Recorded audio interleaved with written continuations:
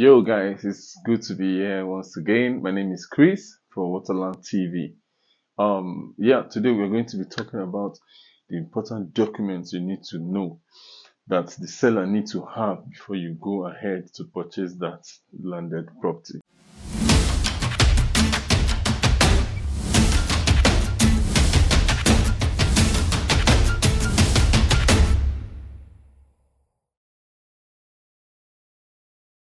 It's good to be here because I've shot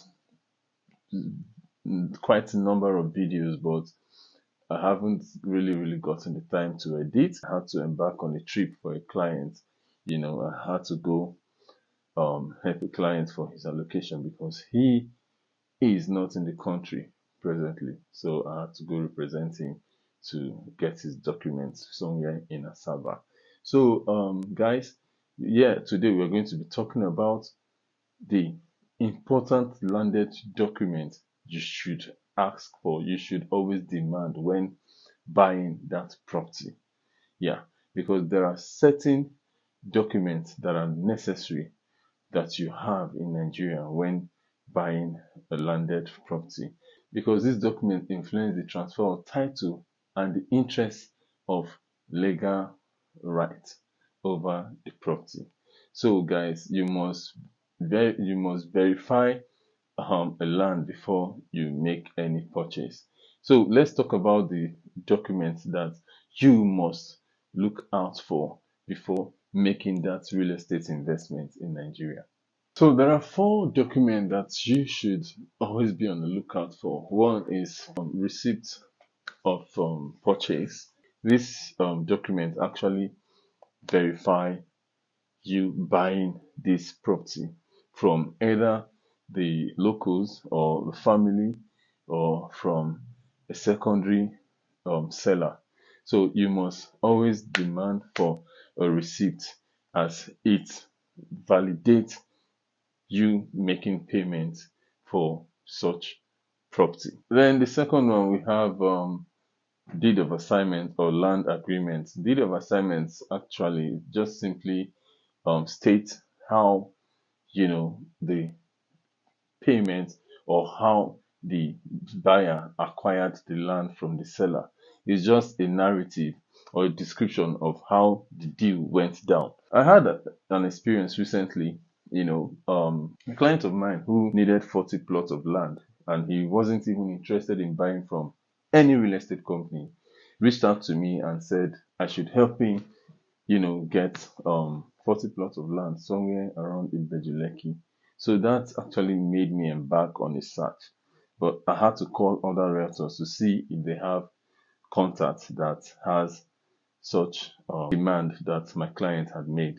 So luckily we got some, and it opened my eye to a different um, scenario in the real estate industry, where um, a developer or a surveyor could help a family do their documentation of their land. Then the family will now end up settling this developer or this engineer with some portion of land. So I'm like, okay, you don't have to pay for it. He said no, that the Oba had to, you know, appreciating with those portion of land, about 150 plots of land. So this guy was ready to sell 40 plots out of the 150.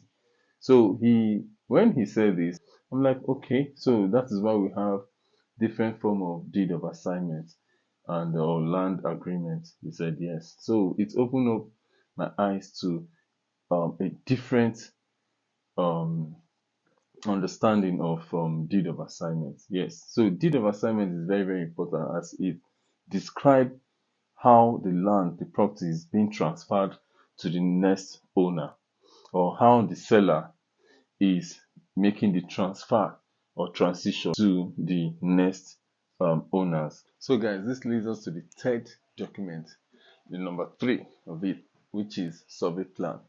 Survey plan is a document that measures the boundary of a parcel of land, and it gives it accurate measurement and description of that land.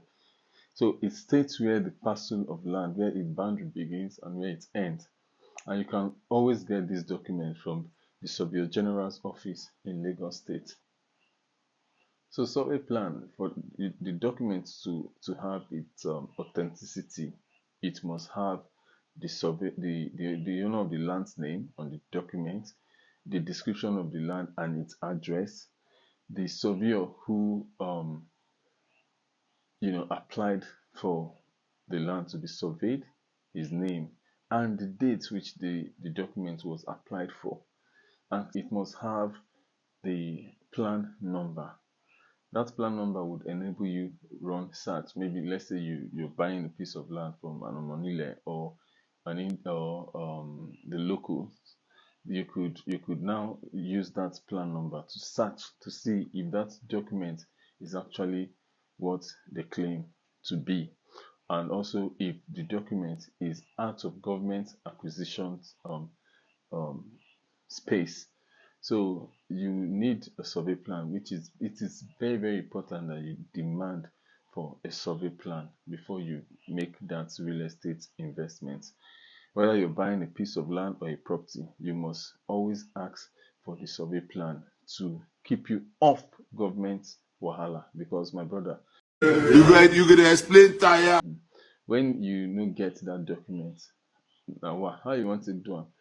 Now I say you can't even build. You can build, but you should be rest assured that the government are going to come for you. They're going to come for you one way or the other. Because if that property is under government acquisition space, where it's been reserved for governments to carry out a future project, when that time comes for them to carry out that project, definitely, let's say you've erected a building, one massive duplex or mansion, where you not with that rest of mind, without you having survey plan. No, that rest of mind is not complete, because the government will come one day and boom, everything will be leveled down. So survey plan is very, very key. It's a very, very important document that you must demand for, you must ask for. You must ask for it from whosoever that is selling that property to you.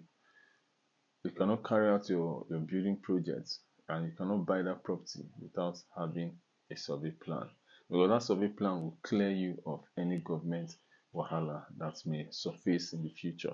So always look out for those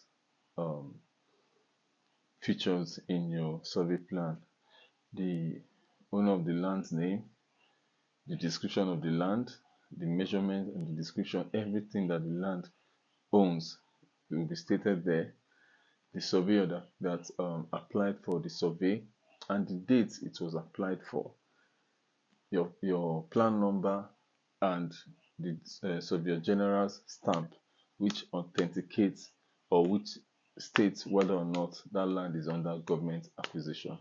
So that takes us to the fourth one, which is Certificate of Occupancy, generally known as CFO. This is the ogbonge oga patapata of all of them, because it's a legal document that proves that you are the legal occupants of that land, and it usually have a tenure of, I think, 99 years. Yes, CFO can only be issued to one person. I want us to know that. But in a case where the person would want to sell, yes, the person can now do what they call deed of conveyance or deed of assignment.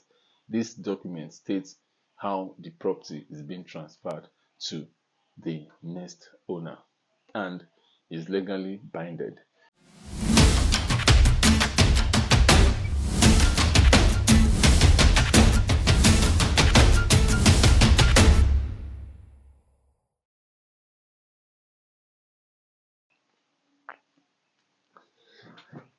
Yeah, so guys, I believe we now know the most important document to demand for when making that real estate investment in Nigeria. 1, receipt of purchase. Number 2, deed of assignment. Number 3, survey plan. And the fourth one, which is your paper of them all, C of O. These documents will keep you legally covered as they authenticate you as the owner of the property. So guys, don't cut corners, don't fall prey to unreasonable people, don't lose guard your money, and don't lose guard yourself. Until I see you next time, my name is Chris, signing out from Waterland TV. Peace.